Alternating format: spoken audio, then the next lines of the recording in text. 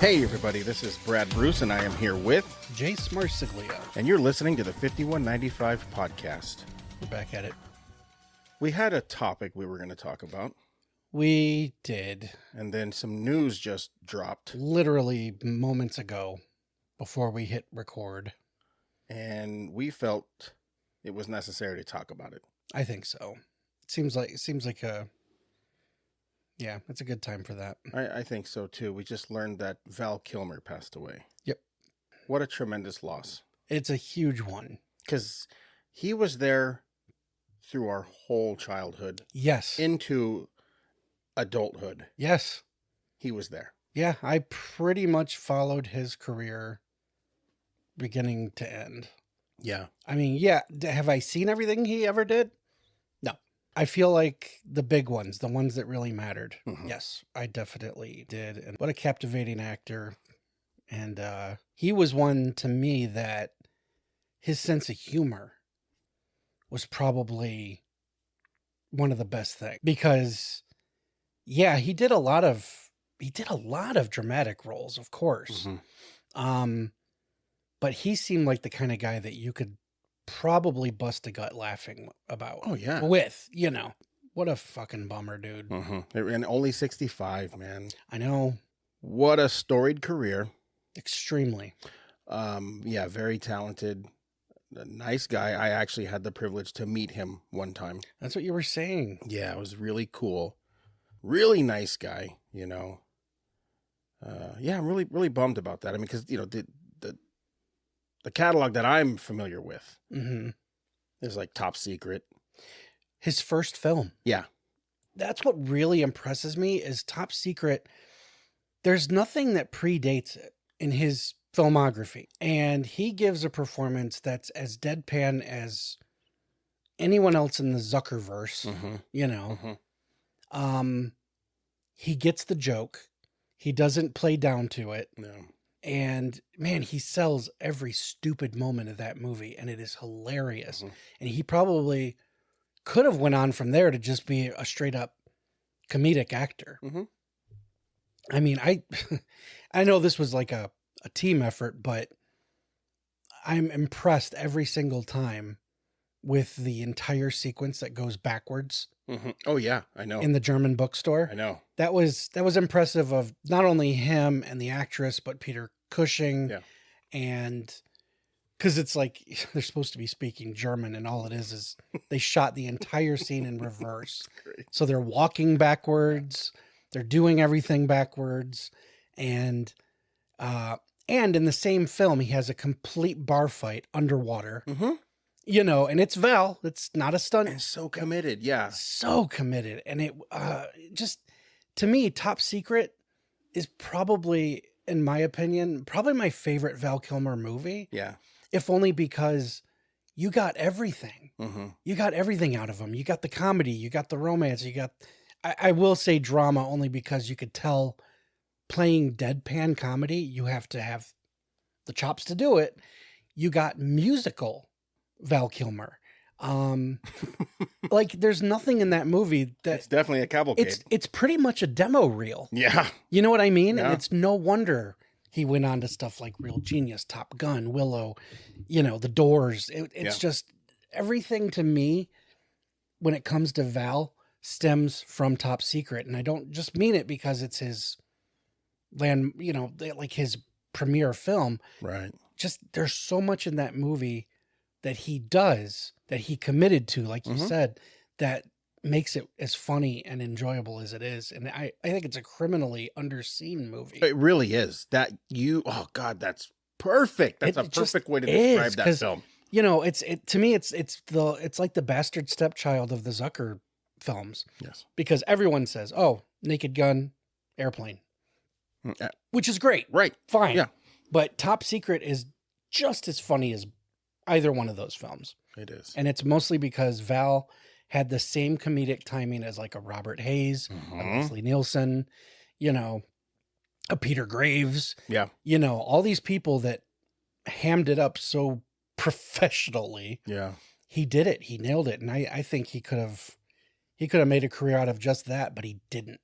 He really was a multifaceted guy. Absolutely. I'm skimming through his stuff right now, and Well, I think it's just such a great filmography, man. it is. It's crazy. Like, just the string it was of hits. Yes. One after another after another. I mean, Real Genius is another one that just it's such a funny movie. Yeah. Great comedic film for him. Then you got Top Gun. Well, yeah, him as Iceman, Mm-hmm. like, that just shows his level of talent. Right. To be able to play that ultimate dickhead, just the super cocky. Yes. You know, but just to do it with such a flavor that you still like him.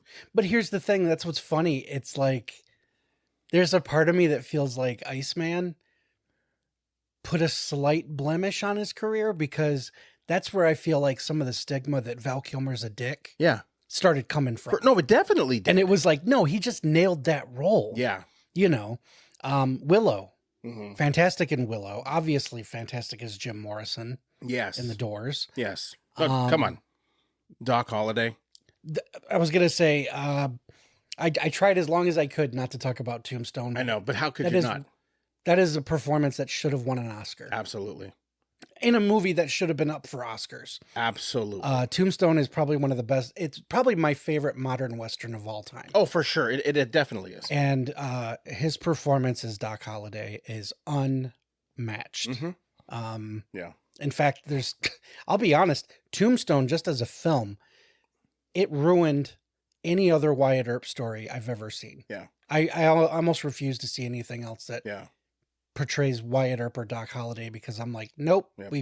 we've seen the top of that mountain, Yep. and there's no coming back. Because it was tough to watch that Kevin Costner one after. Especially, yeah. I mean, I'm sure it was probably a little more accurate, Right. knowing Costner. Yeah.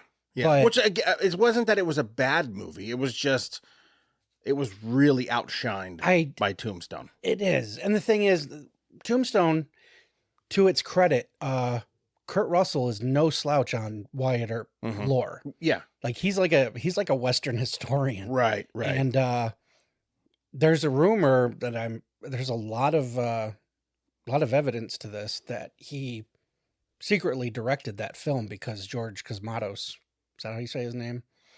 They butted heads over historical facts, and I heard that George allegedly Okay. left the production and Kurt directed the film No way. outside of the guild and didn't, there was obviously he couldn't get credit for it, Right.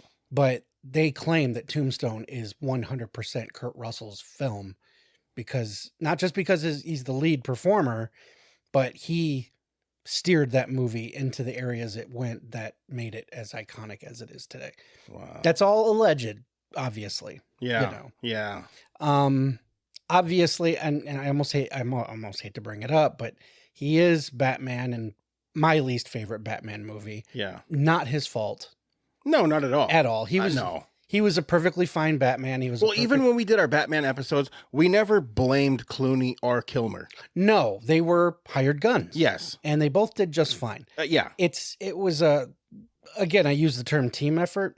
Yeah. No, it was just a bad team. Yeah. The Batman Forever was that was just Schumacher burdened by his own hubris on that one. Mm-hmm. But the same year he had Heat, Yes.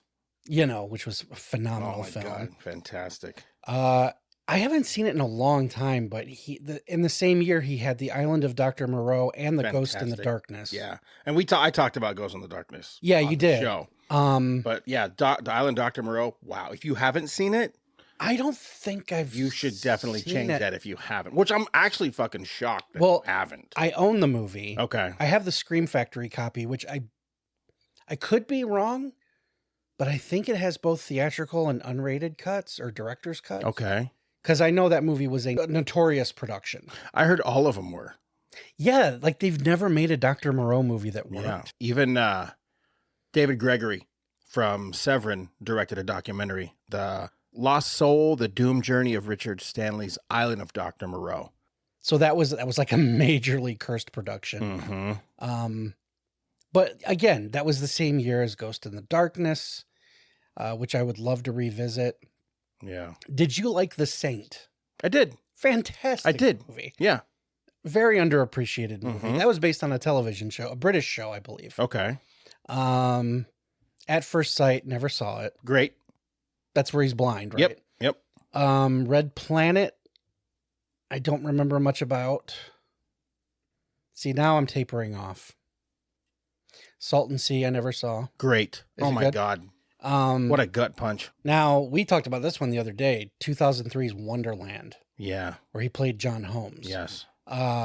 That movie is very haunting. Mm-hmm. That one is a tough watch, Yeah. but he's phenomenal in it. Mhm.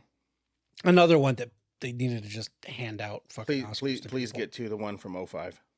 Please tell me that it's Kiss Kiss Bang Yes. Bang. Yes. Absolutely. Yes. Wow. As Gay Perry. Oh God, it's so Probably fucking good. the sassiest, smart-assiest gay Uh-huh. person in a Hollywood film. Absolutely love Kiss Kiss Bang Bang. Yep. You pair Kilmer up with Robert Downey. Oh my God. You're gonna get magic. Could you top to imagine bottom. what the BTS was like? Oh my God. Mm. I would have paid just to sit on set and watch it be Yeah. made. He was in Deja Vu. I don't remember much about Deja Vu with Denzel Washington. Hmm. He's in a movie. I have it called The Thaw. It's a horror film, but I never watched it. Okay. Hardwired. Oh my God. He did MacGruber. You As- talked about that. He's the villain, yes. Yes. And he was fucking hilarious. Yeah. Loved him in MacGruber. But yeah, beyond that, it starts to taper off a little bit. And I'll be completely honest with you. I think the last film I actually watched with Val Kilmer was his cameo in Jay and Silent Bob Reboot as Blunt Man. Wow, that was back in 19. Yep. I actually watched him in 22 when he reprised the role as Iceman.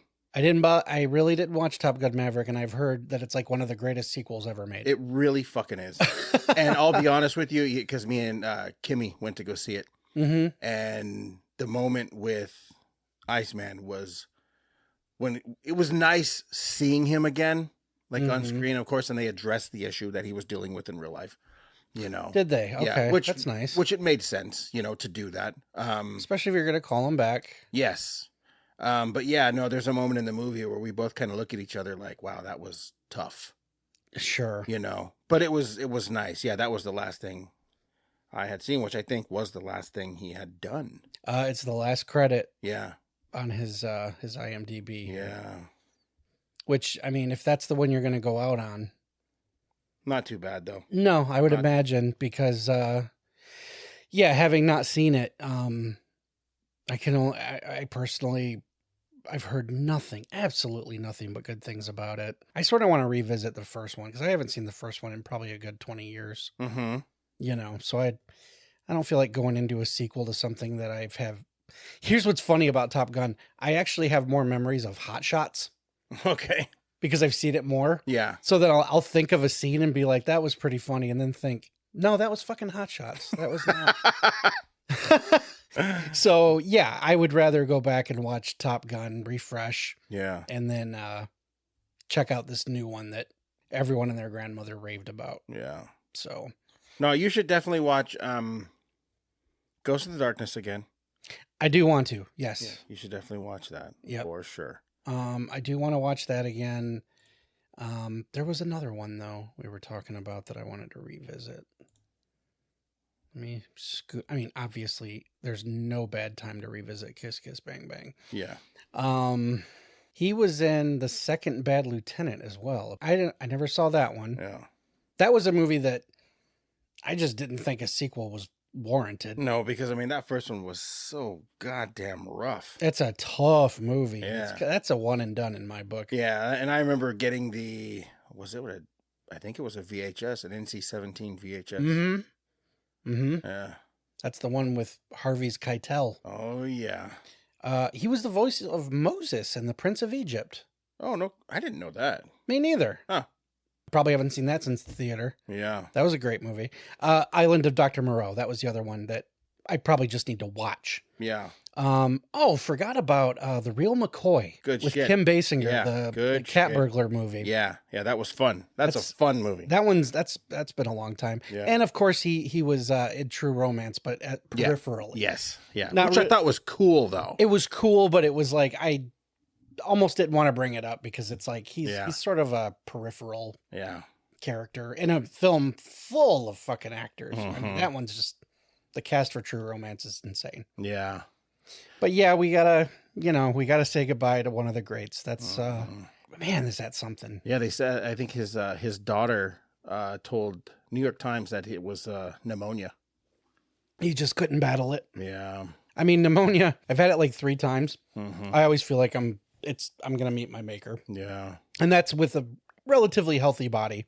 He was a cancer survivor and just getting his feet back. You know what I mean? And yeah, what a goddamn shame. It is. It's fucking terrible. I think that, the silver lining to this is that he left an amazing body of work for, generations to enjoy. I'm one of those that, it's a very starry-eyed, very, I don't know, maybe even a little naive, but one of the things I love about our industry, our business, is that unlike a banker or a garbage man or any other blue collar job where you bust your ass, this is the media, the entertainment industry is the only one where the history of what you did, it will always be available to somebody to discover. I'm not trying to take anything away from the people whose backs break, right, doing, their day-to-day job, but there's no legacy. And that's kind of the sad thing about just 9-to-5ers like myself and millions and millions and millions of others. Yeah. But for people in the industry, especially ones that have left an indelible print, their legacy always lives on somehow. And, to me, that's a big deal. It's a big deal that my kids can go, oh, but Val Kilmer died. I know him from like one thing, and I'll bring out the stack. All right, well, here's your education. Let's see why Val Kilmer was such a big deal. Yeah, and he was a big deal. He was. He was a genuine movie star. Yes. And we were lucky that he was part of our life. Absolutely. That's cool. That's a cool thing because now, he's not. No. And that's sad, but it is. It, like you said, you're able to, dip back into his arsenal. Absolutely. And go down those memory lanes, and he'll be able to live forever, which I think is really cool. It is. It's one of the true benefits of the arts. Yeah. No, it absolutely is. Doesn't matter if you're a sketch artist, a painter, a comic book guy. Doesn't matter. Your stuff will live on. Yeah. And I think it's a good idea for all of us to take a lesson in that and try to leave something behind for somebody. But it did kind of spur a side topic. We started talking about celebrity deaths that affected us deeply. Yeah. Because celebrities die all the time, and all of them are like, oh man, I didn't know so-and-so, you know what I mean? And you kind of, you feel bad, but you get over it. But then there's some that you're like, that one hurts. Yeah. That one fucking hurts. Yeah. I think the one that I'll never be able to get over, no matter how hard I try, is Charles Manson. Yeah. For sure. He brought something irreplaceable to Hollywood. He really, really did. He basically was like, I'm going to end the generation of love. Yeah, absolutely. Because the hippies, they needed it. These goddamn fucking hippies. Fucking love DiCaprio in that movie with his fucking margarita blender looking out the window. Goddamn fucking hippies. Did you hear what the cop said when he walked into Sharon Tate's house? The first cop? No. He said, oh, fuck. 5195podcast@gmail.com. Oh, man. Yeah. Oh, that was bad. Okay, no. That was a bad one. No, we'll stare it back, right? But no, one that did affect me, that really did fuck me up, was Jeffrey Dahmer. Like, I was...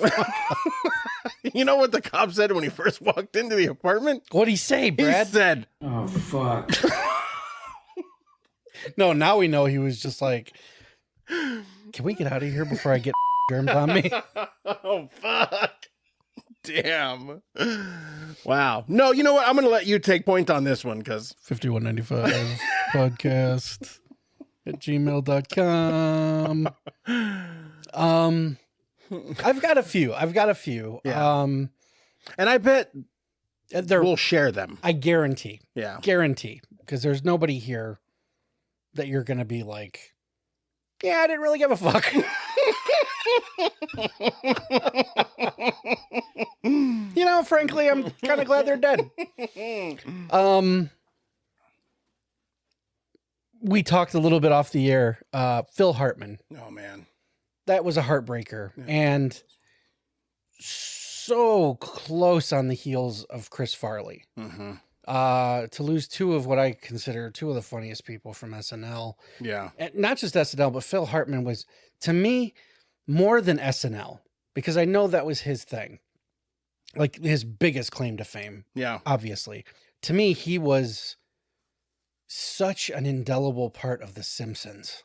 Yes. That he probably should have just gotten, you know, like not even like a special guest credit. Mm-hmm. He and like Albert Brooks. Is it Albert Brooks? Albert Brooks. Yeah. They were on it so much that to me, they were like honorary cast members. Yeah. It wasn't so, you know, because to me, Troy McClure. Troy fucking McClure. It's got to be one of the funniest characters It really ever.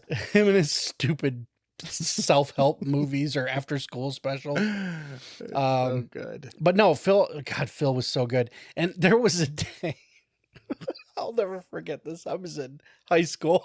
I'm sorry. I love it. I couldn't breathe. Me and a buddy were trying to get each other to laugh during class, which is obviously, it just makes things even funnier because you're trying to get the other one in trouble. We were sitting next to each other. It was supposed to be quiet. And I would start reciting Phil Hartman's his little speech from So I Married an Axe Murderer and Alcatraz. And it's like it's There's dead. no way. It's dead quiet in the classroom. no And my way. buddy's like, he's like right across from me, closer than you. Okay. But it was one of those deals where the tables were kind of, Right. and I was like, in a fit of rage, Machine Gun Kelly took out the bitch's eyes. He and the other inmates took turns pissing into the bitch's ocular cavities. And it's like, you can't, when you picture his face, Yeah. especially when Mike Myers and is it Anthony LaPaglia. Anthony LaPaglia, yeah, they start talking and Phil like stops and stares at him until they're done. Yeah. And then the way he just kind of goes, anyway, and he's just, he tells this horrendous story and then he goes, this way to the cafeteria. So good. So good. They had what we call in the prison system a bitch.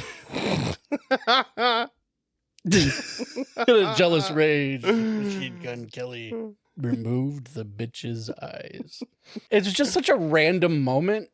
And to sit there and try to mutter this under your breath to get someone to laugh in a quiet classroom. God, yeah. Thanks for the assist, Phil. It's so fucking funny, dude. Do you remember Blasto? Blasto. Yeah. I don't think so. It was a PlayStation 1 game where he voiced the character of What? Of Blasto. Oh, I do remember this. Captain Blasto. Yeah. Yes, I didn't have the game. What the fuck was that? Was that you? Let me go back a little bit. Oh, fuck. There was a Blasto. Captain Blasto. Yeah, I remember. Yeah. I didn't know he was on Red and Stimpy so much. Which one? This says 1995. Nickelodeon. I didn't know. I was kidding. How could he have been in the new shit? He was dead. Yeah. I mean, look at this. Sorry. 2 episodes. One of them he's cast as Midget Clown. Oh my God, that's genius. Oh my God. The Critic, of course. And come on. There's no way that Zap Brannigan from Futurama wasn't supposed to be Phil, Absolutely. But yeah, was he funny. So that was one. And just to be taken out by his wife. I know. Because they were having marital problems because, he was working. And then, she was, I think, an alcoholic and a drug addict. Mm-hmm. And just shot him in his sleep. Yep. And then when the cops came, she took herself out. Yes, she did. It was a murder-suicide. Yeah. Huge bummer. And again, Farley was what? I mean, he died. Hartman died in 98. Yeah. Jeez, all I did was click Coneheads because I was already in Phil's. And it's like, I forget. Well, he died before. I'm going to double check. Okay. Chris Farley, here we go. I think he died before. Yes, 97. Okay. Now, let me see here. He died December of 97. And Phil died in May. So we're talking like half a year. Yeah. One of the funniest people on SNL, and then the other one, neither one a natural cause. No. Both very tragic and right on the heels of each other for all intents and purposes. That was a bad year for comedy. Like I remember I was deeply affected by those two. Those two really fucking hurt. Yeah, I remember my brother coming in and telling me and my buddy that Farley died. Mm-hmm. We thought he was joking. Ran into the fucking living room and there it was in the news. Mm-hmm. I think I saw it on like CNN. It was one of those deals where I think my dad was watching the news or something. And he calls me in and he goes, my dad's funny. He always calls actors or actresses that I like your buddy. That's cool. Isn't that funny? But I get it. But I get it. That's cool. Yeah. And I remember him going, "Hey, Jase," he goes, it looks like one of your buddies died. And I looked and they were showing Farley and I was like, no fucking way. And this was like pre-IMDb, really. I mean, IMDb was like in its infancy kind of thing. So I didn't hop online to verify, but all you had to do was do a quick run around all the 24/7 news channels. Farley. Yeah. And then when Phil happened, Phil. It was just, you were inundated with tragedy, My next one is another one that I know you love dearly, as do I, but the 2010 death of Leslie Nielsen. Oh. Another god of comedy in my Absolutely. opinion. And complications of pneumonia. Yeah. Yep.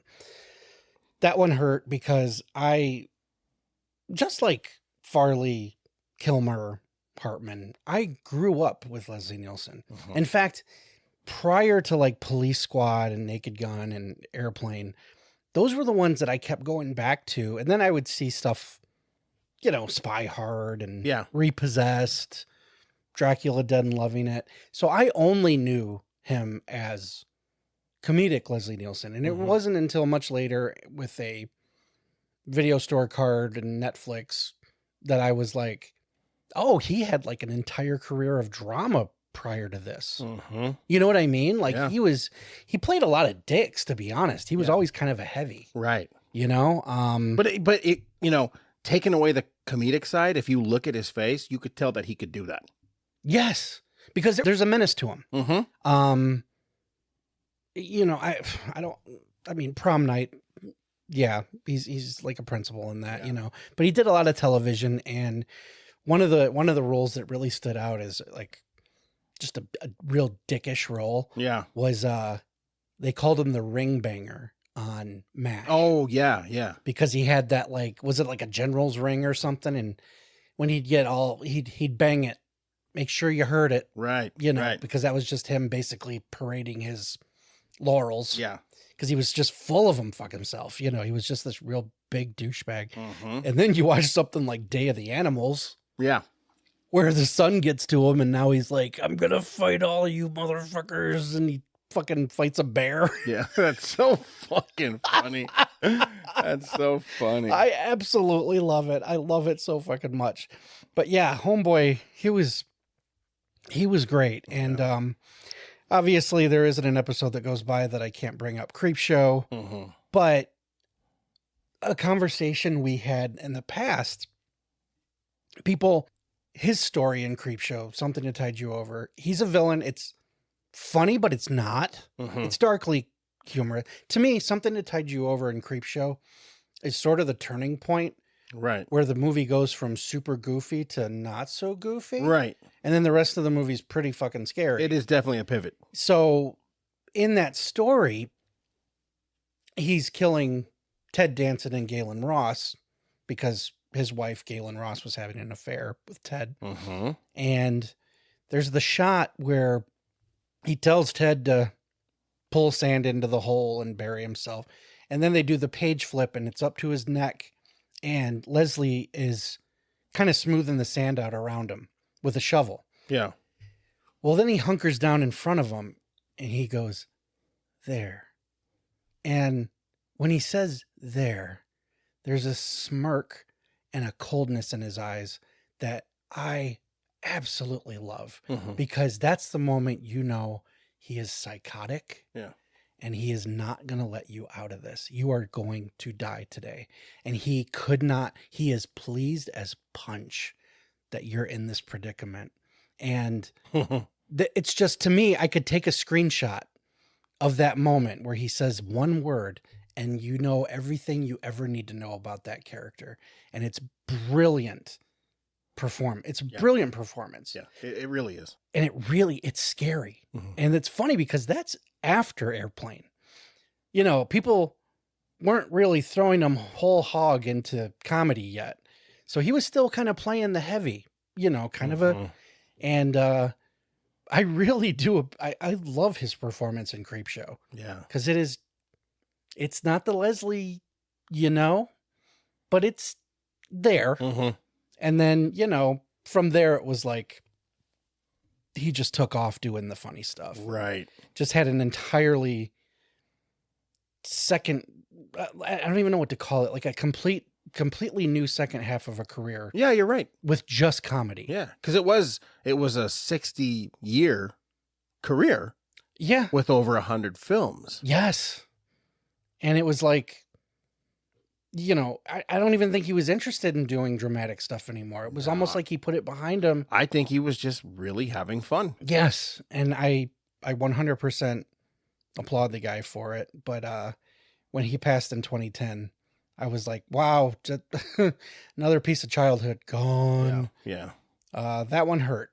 That one hurt a lot. Absolutely. So, and you know, I'm like Val. It got a little spotty. I didn't really dive into a whole lot of what he did after the Naked Gun movies. Mhm. Stuff like 2001: A Space Travesty. Never watched it. Yeah, I caught him in the Scary Movie sequels here and there, but like Slapshot 3, Stan Helsing, An American Carol. I don't know what these fucking things are, you know, and I just, Mhm. I'm sure he's great in them, but you know, the ones that mean something to me, I kind of just stick with. Yeah. Like when he started doing stuff like Mr. Magoo, I was Yeah. like, okay, maybe he's aiming for an audience a little younger than me at this point, I get it. which is fine. My final one, and I don't think this really needs much setting up, but George Romero. George Romero, his death and Wes Craven, they're the only celebrity deaths where when the news hit, people were texting me to see if I was okay. Mm-hmm. Like I lost a family member because they knew how much they meant to me, particularly George. And I just found that kind of, it's funny and it's sweet that people thought of me, but it's kind of funny because it's like, I didn't know them personally, never got to work with them, which was always a bucket list dream, you know, Mm-hmm. but it was like, yeah, I remember my phone blowing up. You all right, man? I heard about George. You doing okay, man? I heard about George. Hey, Wes died. Yeah. Are you doing all right? And what a surreal thing to happen. Mm-hmm. And I feel like I'm going to get similar waves eventually, sadly, when people like John Carpenter, you know, John's probably the real last big one to me that's still kicking. Mm-hmm. That means so much. And we also talk a lot. You and I talk a lot about Michael J. Fox, Yeah, and just his decline is getting really sad to watch. And, it is. but these are people that, in their own strange ways, were there for us, in cinema, and really influenced our creative mindsets and our work, Mm-hmm. especially our work. I personally, it sounds like hyperbole. It's not. You and I wouldn't be sitting here right now if it wasn't for George. And it's literally because of our mutual respect for his work. But his work is also what set me on the path to writing, which set me on a path to you Mm-hmm. and anyone else I've encountered in this business. And just the fact that we're doing a podcast in your loft, it all comes back to Creepshow and George's work, and that sunny Saturday afternoon where I was like, I want to do what this guy does. I want to be George.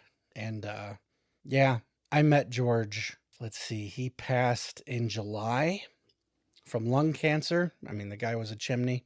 I met him that April when he came to Motor City Nightmares. And the sad thing is, I met him. I had a photo op with him. So I have a great 8x10 of George in between me and my brother Josh. But also I got to go to his table and talk to him. He met my wife, and I got to tell him what his work meant to me. And I said, I'm sure I'm just one of millions that you've heard it from, but I'm out there trying to be a writer mostly because I wanted to follow your work. Your work inspired me to be that. And he kind of joked and he goes, I'm flattered and I'm sorry. And he kind of laughed, that George cackle. And he kind of said, it's a tough road, especially for creative types. He goes, you stick to your guns. You'll be all right, kid. And he gave me a handshake. And I think that was a Saturday. And the Sunday he was supposed to be there signing, he wasn't feeling good enough to come down. So I didn't get to say, usually I get a weekend pass, and on Sunday I just kind of, I'll hit a few vendors, but I'll stop by everyone's table and just say goodbye and thanks for coming out kind of thing. It's just one of my stupid little things. Mm-hmm. When I found out he couldn't come down, I was like, oh, bummer. Wasn't feeling too good. Must have caught the con crud or whatever, and didn't know that he was already kind of battling something. Yeah. So yeah, a couple months later when I saw on, I believe at the time it might've been Facebook, that was a punch in the chest. And I remember I was in the floor, I think, playing with one of my kids. Okay. And I read it, and I just remember putting my back against the couch and just kind of staring off and thinking, oh my God, it happened. And my wife was outside, I think with another one of my kids, and she comes in and she goes, Jase, did you hear? And I just kind of looked up from my phone like, yeah. And that's when the text started pouring in. Jase, did you hear about George? Did you hear about George? And it's weird. It's dumb to compare it to something like the Kennedy shooting, but it's one of those deals where I know what I was doing. Yeah, but it's not though. You can picture the day clear as day, but it was like, my Babe Ruth passed away, my Elvis, whatever you want to call it, that icon that inspired so many people to do whatever it is they dream of doing. That was the moment that I was like, I'll be damned. Yeah. Another tether to the good old days. That day was tough because this was the next day I got my tattoo. Yep. On your of left his arm. glasses with the Stay Scared. Yep. It was the same thing. It was wow, how are you feeling about this? Yeah. Because it was very hard. Because, yeah, you're right. He was the reason I was going down this path. Well, we've said from episode 1, Creepshow and Dawn of the Dead were the ones that made us go, I think I know what I want to be when I grow up, kind of thing. You know what I mean? And, and you're right, because it was like, I loved E.T. It was a fun story. It was like an adolescent, youth. It was just good times. It was fun. Same with Raiders. Right. But the one that got me, the one that made me go, I can do that. Yes. Was Dawn of the Dead. And it wasn't until I watched the Document of the Dead special features. Sure. on VHS, like the behind the scenes stuff. Just seeing him on set, like this commanding force. Mm-hmm. But he was like, he had such a calming, soothing voice. Yeah, there wasn't a dictator thing about him. No. When you say commanding force, it was just he knew how to get what he wanted. Was a leader. He knew what he was doing. He was a leader. Yeah, he knew what he was doing, and it was very impressive. Yeah. And and even it was, and there was a couple of moments I had to be like, hey, I gotta take a pause, like a pinch me moment. Yeah, because it was it was really surreal. But yeah, that day that he went, I really felt lost. Yeah, I didn't know what to do. I didn't even want to go, and I was told. Someone called me and was like, "Did you hear?" Yeah, and I was like, "No," because I believe I was actually on set. Mm-hmm. And I remember walking out afterwards. After I heard and sitting down, and a couple people were like, "You good?" And then I was like, "No, not at all." Yeah, like not at all. And then like it was everyone started getting the tattoos. A lot of people in the horror business. I know Steve Barton got the tattoo as well. Yeah. Yeah. But yeah, man, that was a tough one. That was a tough loss. George, there was other ones obviously, that were pretty impactful. Christopher Reeve, losing him was tough. Extremely. That was bad. It was, not Superman. How could Superman die? And in such a way. Mm-hmm. The as if the paralyzing wasn't enough. Mm-hmm. It was like Superman shouldn't be seen in a fucking wheelchair. No. You know what I mean? No. Unable to move, unable right. to. It was just his whole thing was so heartbreaking. And, it absolutely was. I don't want to say that you get used to seeing him in a wheelchair, but it almost felt like I finally came to grips with at least he's still here. Mm-hmm. Because it felt like such a robbery. Yeah. And when he finally passed, it wasn't as much a shock as it was just, damn. I know. And then for his wife, very soon after, who, oh man, his wife, she was a beautiful woman. Yeah, she was. And to stick with him mm-hmm. thick and thin. I mean, we should all be so lucky. Dana Reeve. Yeah. Yeah. We should all be so lucky to have a relationship the way Chris and Dana had. Mm-hmm. It was really something. It was really something, man. And that's one thing we talked about off the air, were these documentaries about Val, Chris, Reeves and Farley. Yeah. There's documentaries about their careers, their lives, their deaths. And I can't bring myself to watch any of them. I can't. I know I'd have to be in a certain frame of mind, in a certain mode of preparation to go for that ride. And I don't think I can do it anytime soon. No, I couldn't. My best way to honor their memory is just to watch what they did, Yeah. So I think my last one, because we could literally go all night. We could, but I do want to say before you say this, I'm leaving. It's one of those fucking things where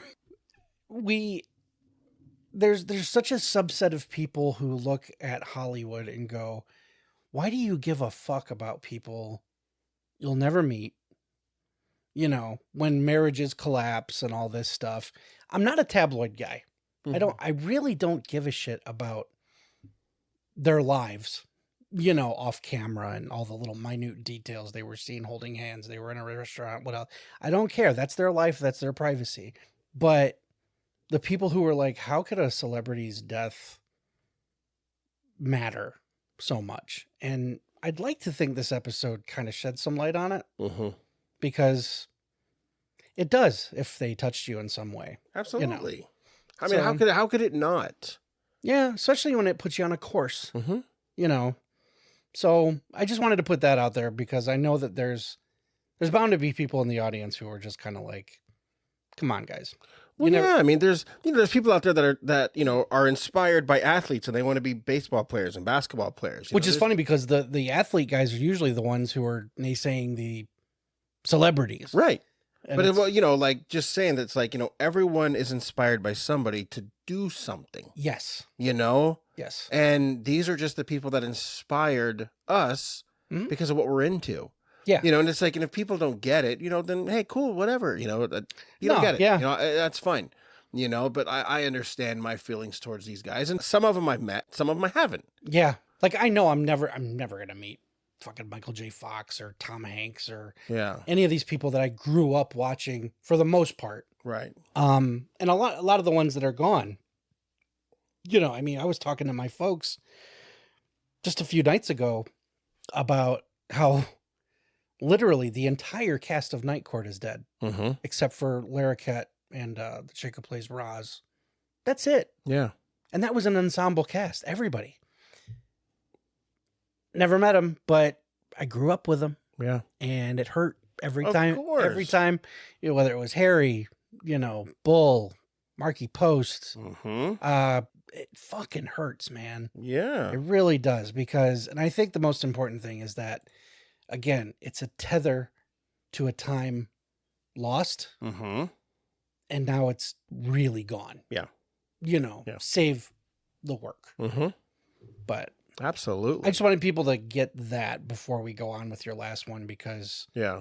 I know that there's people out there shaking their heads, at least up to a point, going, why do you guys care? Right. And, you know, I get that too, but I think most people who listen to us get it. Mm-hmm. I'd like to think. Yeah. No, absolutely. My last one is Hunter S. Thompson. Wow, really? Yeah. Yeah. I was sitting on the computer Mm-hmm.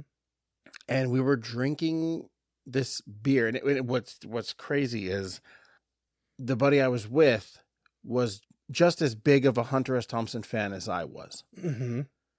And, you know, because my love of him goes back, you know, to books before the Terry Gilliam, Which, you know, for listeners, Brad has stacks Yeah. of Hunter books around Yeah. here. I mean, Original shit, too. Like, literally just a fan. yeah. Definite Yeah. fan. Just love the man's work. You know, Yeah. I mean, I have original Rolling Stone when Yeah. he was doing articles and stuff, you know. Yep.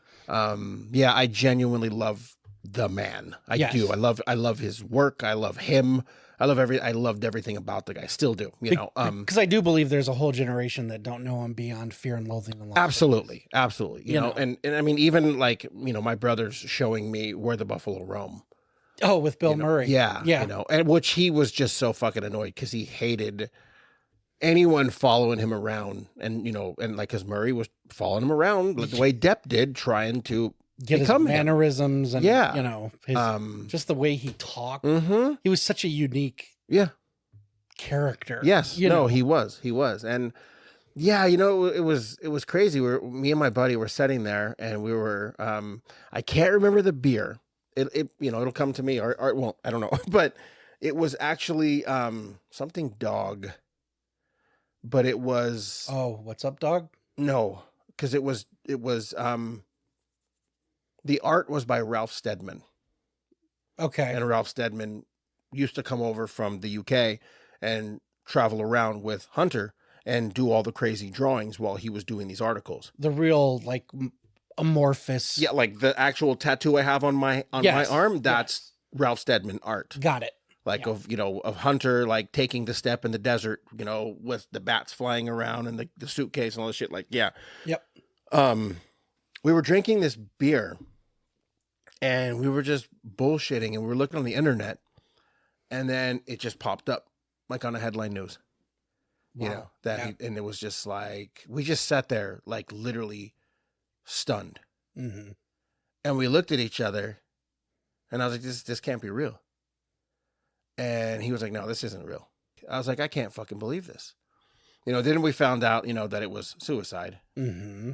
and it was just like, I don't believe it. I don't believe it. Mm-hmm. You know, he wasn't the type. Yeah. You know, he wasn't the fucking type. And that, you know, and me and my buddy said it from day one. It was like, no, I don't believe it. Hunter wasn't the type. But it was like, oh, well, you know, he was a drug addict, and he was an alcoholic, and he loved guns, and he was crazy, and he shot all the time. And it's just like, There was always the idea that it could have been death by misadventure, as they call it. yeah. What is your theory? It's a tough theory that I don't know if we should get into right now, Mm-hmm. because it's a long theory. If it's the one I'm thinking of, then we probably both have. Well, Hunter was getting into some things he probably shouldn't have. Yep. And he was writing a book on some stuff he probably shouldn't have. Exactly. And he was getting visited by people that were threatening his life. Yes. Hunter was also an open book, pun intended. Mm-hmm. And people knew where he lived. They knew his town. He would walk down to the tavern, Mm-hmm. there in Woody Creek, and everyone knew him, Yeah. And so he was not hard to find. No. And I think the character and persona that he portrayed, it wasn't a portrayal, it was just him. yeah, But his persona made it easy should this story be true. absolutely. Yeah. But and this is crazy because he never talked suicide.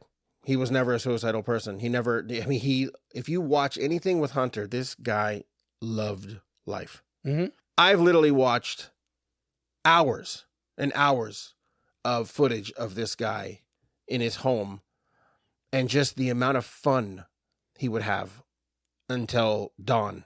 Mm-hmm. And the people that would come over. I mean, I've seen videos like because his office was his kitchen. Oh, okay. Like his kitchen was literally this. Yeah. My loft, just crammed full of stuff. Yeah. There was stuff everywhere in his kitchen, and that was the communal place where everyone met. But literally, there was just one night where Don Johnson walked in, and Miami Vice fame, and just hung out, took shots, bullshitted, and then left. He was his neighbor. No shit. Yeah, Had no idea. Okay. and then there was a time where they were in pre-production on Fear and Loathing. Okay. And the studio had Alex Cox, who I actually love as a director, come to his house and pitch him what he wanted to do for the movie of Fear and Loathing in Las Vegas. And they were all but Hunter sent them running for the hills, screaming and crying. Like the madman that he was. Yeah. Yeah. And they just couldn't fucking believe it. Like, it was amazing. Like, it was absolutely fucking amazing. When that death happened, it bothered me and it haunted me. Yeah. I got a photo up here of the crowded kitchen. Yeah. Just paper everywhere. Everywhere. Yeah. Of course, the American flag. Yeah. Cigarette in hand. Typewriter. Yeah. Someone sitting on his fucking couch. I don't know who the fuck that is, but. It could have been anybody. Yeah, I know. It's just funny that this picture is clearly a picture of Hunter in his kitchen, and I just happened to see the back of someone's head. Someone was there. Mm-hmm. There's always people there. Yeah, it's There was just always funny. people there. Yeah. So yeah, that one really bothered me. But just to kind of What a fire hazard. oh no, you should see. Like there was a time he stuck his Christmas tree in his fireplace in his home, and it almost burned his house down. And this is on video.